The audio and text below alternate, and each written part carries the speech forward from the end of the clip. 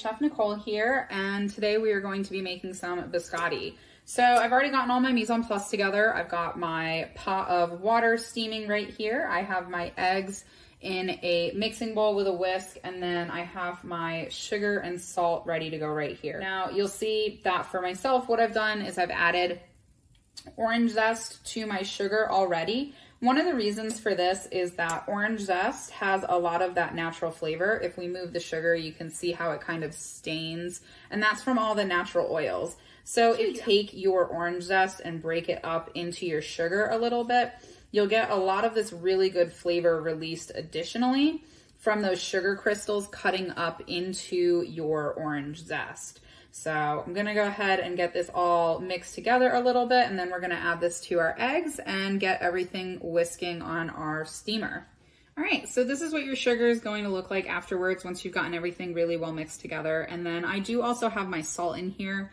One of the things that this kind of an application would not work for is if we were doing a meringue-based product, because now we've introduced orange oil to the sugar, which is fat. And so if we were doing meringue, this kind of a sugar would actually inhibit us from getting the peaks that we are looking for, because our egg whites will not whip if there is any fat present in the bowl. But because we're doing a ribbon stage with whole eggs, then this is going to be something that is perfectly okay to do. So I have my mixing bowl right here with my eggs and whisk, and we're gonna just kind of gently break up our eggs.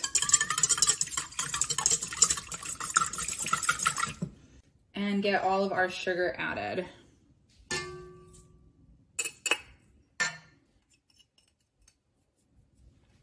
And now we're gonna go ahead and get this mixing on our double boiler once this is kind of all cohesive. And we're ready to go.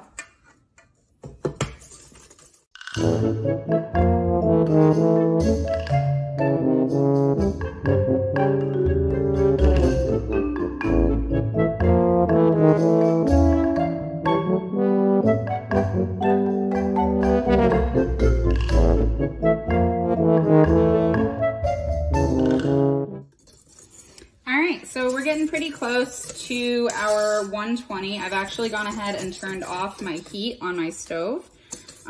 So the residual heat from the water and the steam should bring me all the way up to 120.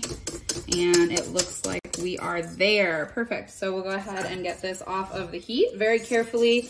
Of course, there's a lot of steam, but you should be left with a really nice thick liquid. We're gonna go ahead and put this on our mixer with a whisk attachment and get this mixing to full volume.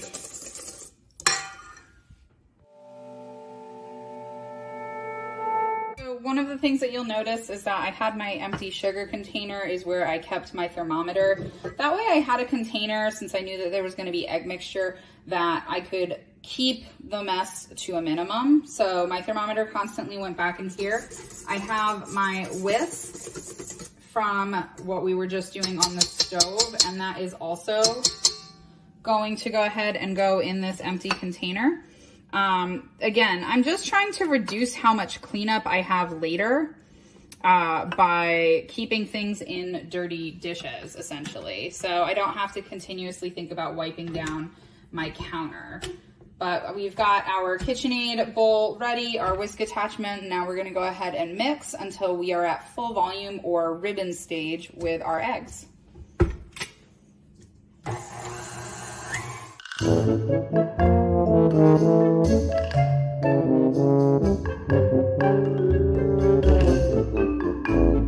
We've got our eggs now all done to ribbon stage. So if we really get in and take a look at what's going on in here, we've got this really nice thick mixture. You can see how it's kind of pulling on itself. And if I was to go ahead and we essentially, what we call that is ribboning. So the eggs are holding form initially and then sort of slinking back. So we absolutely could go ahead and mix this a little bit longer. So I'm actually gonna add my almond extract now and then go ahead and keep mixing this before we start folding in our flour. our almond extract is all mixed in. We've still got this really beautiful ribbon stage for our eggs going on. And now what we're gonna do is get our paddle attachment switched on.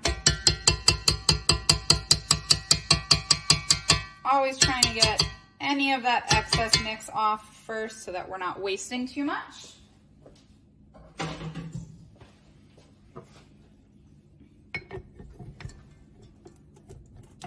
All right, paddle attachment is in.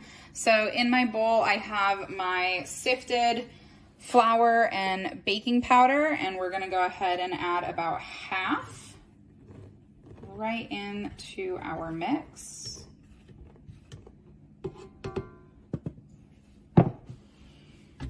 Always starting on a low speed setting first until we're just about incorporated.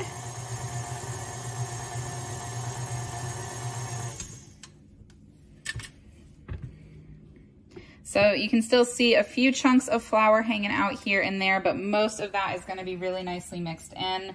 So we're gonna go ahead and add our last addition.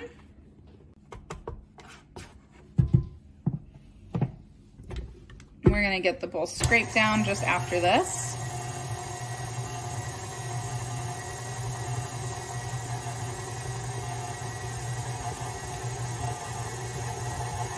So for me, before everything is fully combined, I do like to lift and get the bowl scraped to get any of that additional flour off of the edges, as well as any of the mixture that is potentially a little bit separated out. So we know sometimes that paddle attachment doesn't really hit the whole bottom of the bowl. Want to make sure that we are getting everything incorporated evenly. So it's always a good idea to get all of your bowl scraped down to be sure that you are getting a really nice even incorporation of your ingredients. Just lift off the bottom a little bit. Use your paddle to scrape your spatula so that you don't have anything extra on your spatula left behind either. And then for me, at this point, I'm also going to add in my inclusions. So I chose to do some toffee chips and chopped up bittersweet or semi-sweet dark chocolate. And I've got all those in there. We're gonna go ahead and give this a good mix. So it is a bit of a thicker dough now, so you can hear the mixer kind of struggling with it. We're gonna stop here and fold by hand.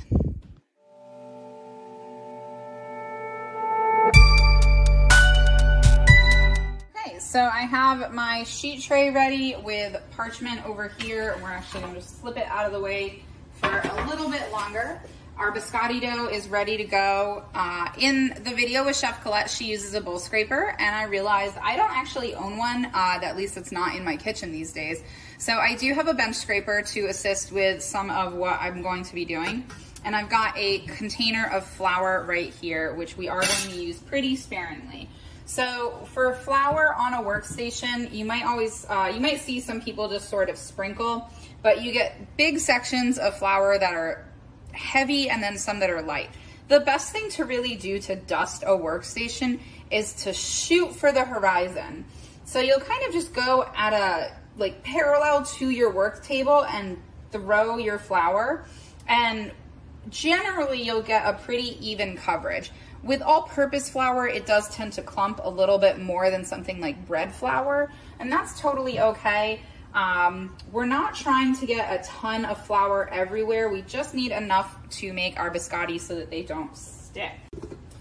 So I have our dough right in here, and we're gonna get about half or so onto our workstation.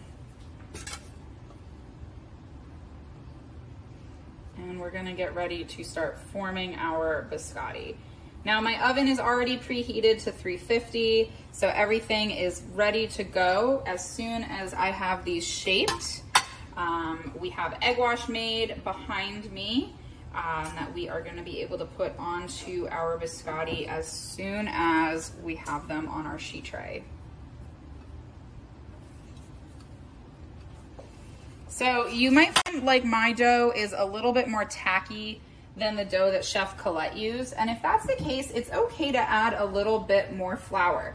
Some of the things that can affect this are the amount of humidity in your area. So if you live in a more humid area, you might find that you do need a little bit more flour, which I'm definitely finding to be the case in my kitchen today. So my bench scraper or a bowl scraper definitely is going to play a big part in getting our biscotti shaped without sticking, or with at least as minimal sticking as possible. So I'm noticing, of course, that I do have some areas where I'm getting a buildup of dough. So I want to move that off and away, and I want to get some fresh flour added back to my workstation. Now, I don't want to have a super high amount of flour everywhere because I don't want to dry the cookie out too much. I just want it to be workable. Now, if your dough is very soft like this, you will find you'll end up with a mildly different consistency for your biscotti, but it's really not going to be too different once it has time to dry out and bake.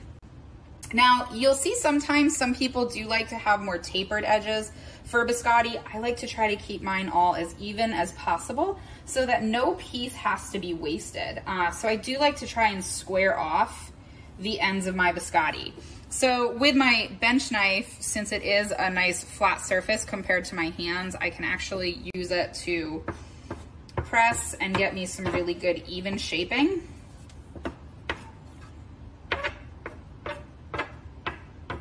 And I also get a chance to measure. So I know that this is 6 inches here. So I'm only about 8 inches long and I am just about a 3-inch wide. So I could make this a little bit more narrow and longer, but I do like this size for biscotti. So now we're gonna go ahead and try and get this lifted. I know that it definitely stuck a little bit because I wasn't moving as quickly as I should have.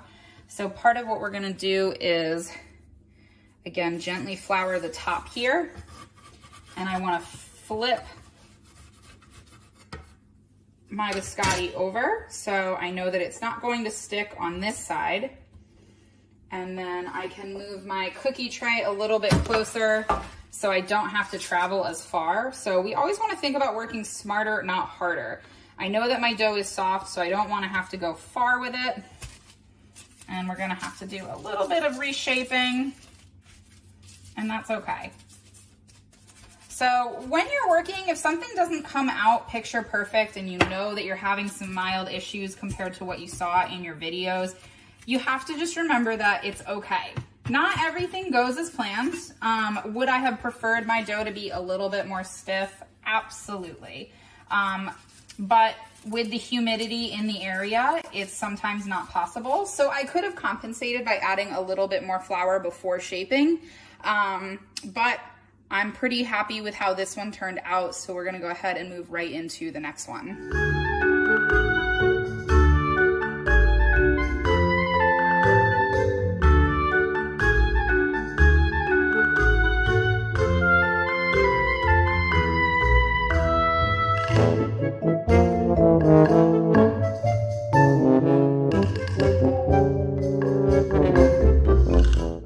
Our biscotti are ready. Our counter is clean again, only clean, not sanitized. So we'll save that for the very end of our day, but at least everything has been cleaned, so I don't have to do that again. So I have my egg wash here, and this is just 1 egg with a little bit of water added to it. Sometimes for egg washes, you might add a little bit of salt. It does aid in making sure that you've got some good flavor, but obviously we're not trying to add so much egg wash that we can really taste it. But in the case of something like bread, having that little bit of added salt can really make a difference on the crust, depending on your application. In this application for biscotti, I did not add any additional salt to my egg wash because we're gonna sprinkle the tops of our biscotti with a little bit of sugar. So one thing to keep in mind with egg wash is, again, that we're only adding it to make the tops shiny, to hold our sugar. We don't want to ever add so much egg wash to a product that we can taste our eggs. So we're just going to get our brush nice and coated. I like to go ahead and take off any of that excess. and then just give a light, good cover to my whole biscotti.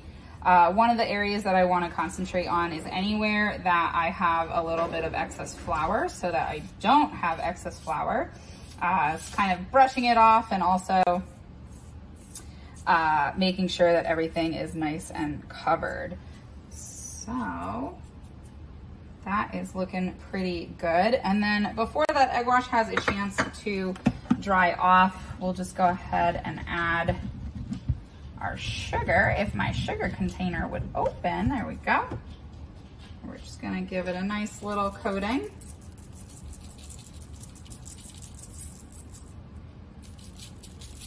And this is gonna help make the tops of the biscottis extra crispy and nice and shiny as well.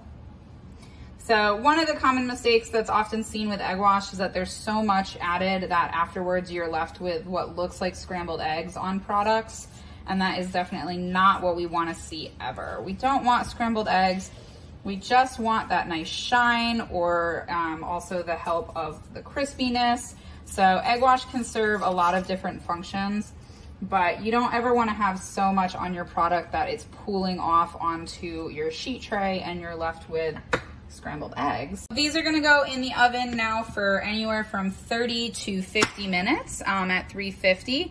And when they come out and have cooled, we'll get them cut to put them back in again. So we'll check back soon. So our biscotti are out of the oven and they are pretty cool. You can see mine had some pretty significant spreading, a little bit of darkening on the bottom overall, but they look pretty good. With a looser dough, spreading can definitely be expected. With a dough that's gonna be a little bit more stiff, we would probably not see as much. So I've got my cutting board set up right here. I do have it secured with a damp towel just so that it doesn't really move on me. We're gonna go ahead and use a serrated knife to get some of this trimmed down. And so we're just gonna start with the edge piece first. Sawing motion being really nice and gentle to avoid too much cracking. And we're just gonna take this piece off, and this will be something that we can snack on now or later, but not something that I'm gonna bother baking a second time. So generally you can do these about as thick as a ½ an inch or as thin as maybe even a ¼ of an inch. I do like my biscotti a little bit thinner, so I am gonna go for the slightly thinner side, probably just under a ½ an inch, but not exactly a ¼ of an inch either. But you can see that I'm sawing very gently back and forth. I'm not exerting a lot of downward pressure. I really am just trying to let the knife find its way through the biscotti and keeping that nice claw grip going. I've got, you know, just even pressure on my cuts. I'm trying to keep these as straight as possible so that everything is even. We really want to focus on making our biscotti all the same size so that when they bake for the second time in the oven, that they all bake at the same time, so that we don't have some that have dried out before the others.